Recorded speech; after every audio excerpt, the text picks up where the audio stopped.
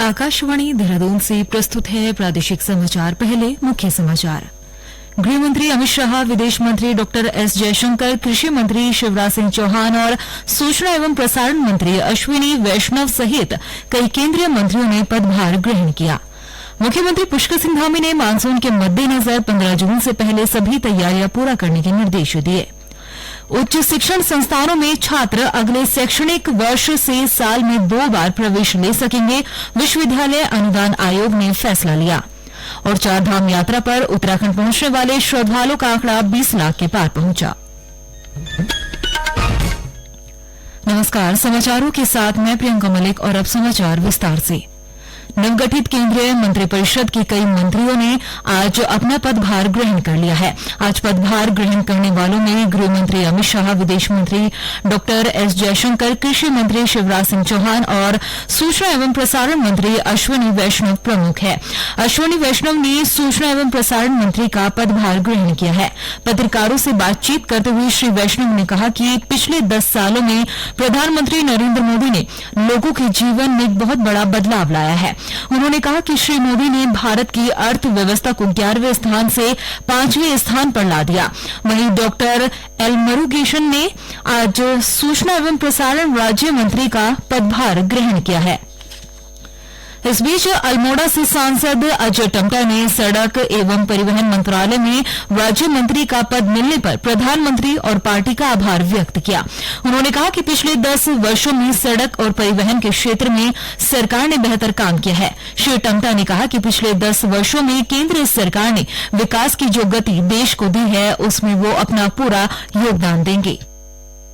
से संबंधित और परिवहन से संबंधित जो क्रांति इस 10 वर्षों के अंदर हुई, तो जो मेरे भी और मेरे प्रदेश में भी जो ऑल वेदर रोड के काम चले और उसके कारण से पूरे संसदीय क्षेत्रों में मतदाताओं ने उसका आभार भी व्यक्त किया है और धन्यवाद भी दिया है।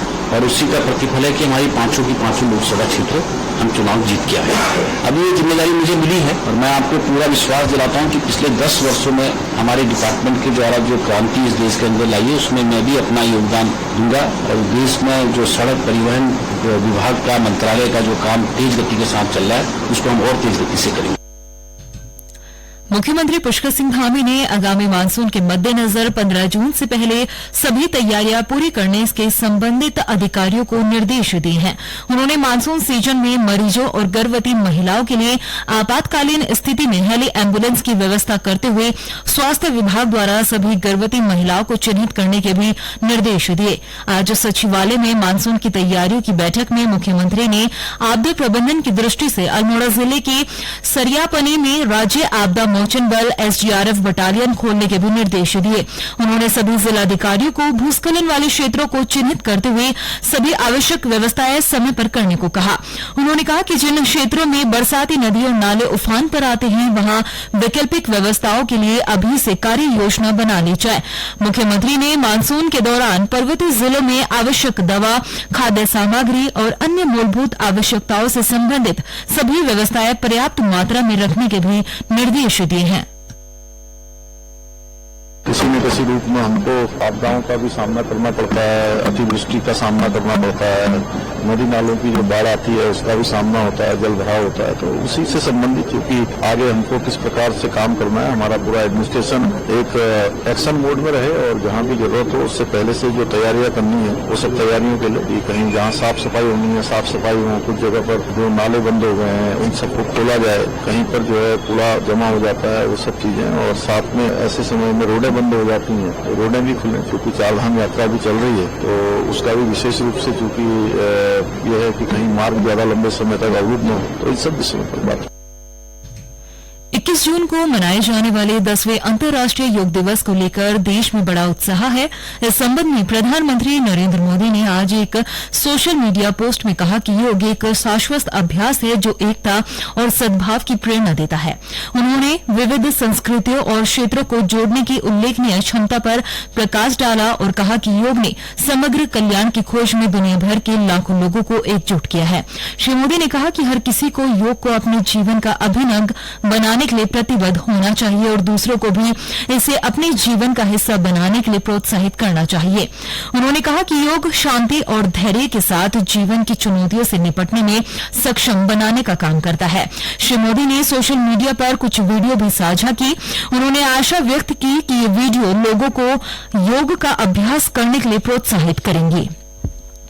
प्रदेश के मुख्य निर्वाचन अधिकारी डॉक्टर बीवीआरसी पुरुषोत्तम ने आज सचिवालय में चमोली जिले की बद्रीनाथ और हरिद्वार जिले की मंगलूर विधानसभा सीटों पर उपचुनाव को लेकर राजनीतिक दलों के साथ बैठक की। मुख्य निर्वाचन अधिकारी ने सभी राजनीतिक दलों के प्रतिनिधियों को चुनाव प्रक्रिया की जानकारी देते हुए बताया कि चुनाव के दौरान मतदाता की पहचान के लिए फोटोयुक्त मतदाता पहचान पत्र के साथ ही 12 अन्य वैकल्पिक दस्तावेजों का प्रयोग भी किया जा सकता है।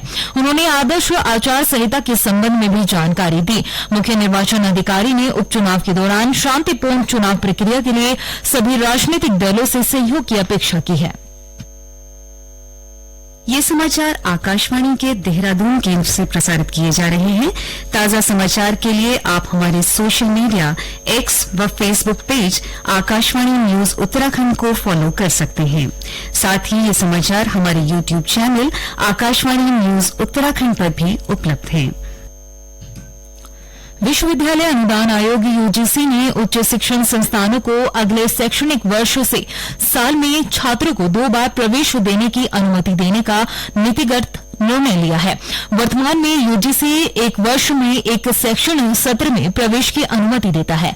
यूजीसी के अध्यक्ष प्रोफेसर एम जगदीश कुमार ने कहा कि इससे उन छात्रों को अधिक फायदा मिलेगा जिनके बोर्ड परिणामों की घोषणा में देरी हो जाती है या जो स्वास्थ्य समस्या या अन्य व्यक्तिगत कारणों से प्रवेश लेने से चूक जाते हैं। सर्वोच्च न्यायालय ने आज राष्ट्रीय पात्रता सह प्रवेश परीक्षा नीट स्नातक 2024 के बाद मेडिकल कार्यक्रमों में प्रवेश काउंसलिंग प्रक्रिया पर रोक लगाने से इनकार कर दिया है। अदालत ने 5 मई को आयोजित नीट परीक्षा रद्द करने की मांग वाली याचिका पर राष्ट्रीय परीक्षा एजेंसी एनटीए और अन्य से जवाब मांगा है। इस मामले को एक अन्य लंबित याचिका के साथ जोड़कर अब 8 जुलाई को इस पर सुनवाई होगी। परीक्षा में कदाचार और धोखाधड़ी की शीघ्र और गहन जांच के लिए छात्रों द्वारा याचिका दायर की गई है। इसमें परीक्षा के नतीजों को वापस लेने और नए सिरे से परीक्षा आयोजित करने की भी मांग की गई है।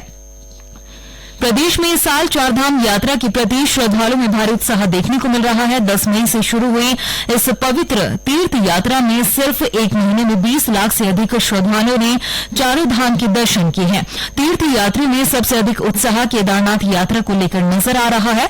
इस धाम में 7,80,000 से ज्यादा श्रद्धालुओं ने बाबा केदार की पूजा अर्चना की। वहीं बद्रीनाथ धाम में दर्शन करने वाले श्रद्धालुओं का आंकड़ा 5 लाख के पार पहुंच गया है। साथ ही उत्तरकाशी जिले के गंगोत्री और यमुनोत्री धाम में 7,20,000 से अधिक तीर्थ यात्रियों ने पूजा अर्चना की है। इसके अतिरिक्त चमोली जिले में स्थित सिखों के प्रसिद्ध धाम हेमकुंड साहिब में 55,000 से अधिक श्रद्धालुओं ने दर्शन किए हैं। प्रदेश भर में प्राथमिक शिक्षकों के रिक्त पदों पर जिलावार प्रथम चरण भर्ती का विज्ञापन जारी कर दिया गया है। भर्ती प्रक्रिया संपन्न होने के बाद प्रदेश भर में शिक्षकों के दूसरे चरण में भर्ती विज्ञापन जारी किया जाएगा। प्रदेश के शिक्षा मंत्री डॉ धन सिंह रावत ने बताया कि इससे राज्य की प्राथमिक शिक्षा व्यवस्था को और सुदृढ़ करने में मदद मिलेगी। उन्होंने बताया कि बेसिक शिक्षकों की भर्ती प्रक्रिया में उत्तराखंड के मूल निवासी ही हिस्सा ले सकेंगे। और अब एक नजर मौसम पर। राज्य के मैदानी हिस्सों में भीषण गर्मी और कहीं कहीं लू चलने का येलो अलर्ट जारी किया गया है। मौसम विभाग के अनुसार राज्य में अगले 2 दिनों में अत्यधिक गर्मी रहेगी। पिछले कुछ दिनों से राज्य के तापमान में लगातार बढ़ोतरी दर्ज की जा रही है और इसके और अधिक बढ़ने की भी संभावना जताई जा रही है। मौसम विज्ञान केंद्र देहरादून से प्राप्त जानकारी के अनुसार पिछले 24 घंटों में राज्य के विभिन्न हिस्सों में अधिकतम तापमान 4 से 5 डिग्री सेल्सियस अधिक रहा। पिछले 24 घंटे में प्रदेश में सबसे ज्यादा तापमान रुड़की में 42 डिग्री सेल्सियस दर्ज किया गया। इस बीच अत्यधिक गर्मी को देखते हुए मौसम विभाग ने लोगों से अनावश्यक रूप से दोपहर के समय बाहर न निकलने की भी सलाह दी है।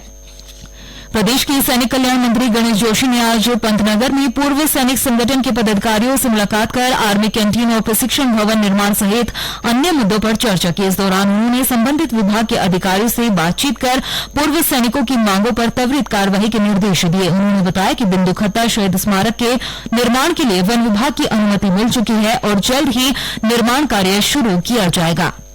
और अंत में मुख्य समाचार एक बार फिर। गृह मंत्री अमित शाह, विदेश मंत्री डॉक्टर एस जयशंकर, कृषि मंत्री शिवराज सिंह चौहान और सूचना एवं प्रसारण मंत्री अश्विनी वैष्णव सहित कई केंद्रीय मंत्रियों ने पदभार ग्रहण किया। मुख्यमंत्री पुष्कर सिंह धामी ने मानसून के मद्देनजर 15 जून से पहले सभी तैयारियां पूरी करने के निर्देश दिए। उच्च शिक्षण संस्थानों में छात्र अगले शैक्षणिक वर्ष से साल में 2 बार प्रवेश ले सकेंगे, विश्वविद्यालय अनुदान आयोग ने फैसला लिया।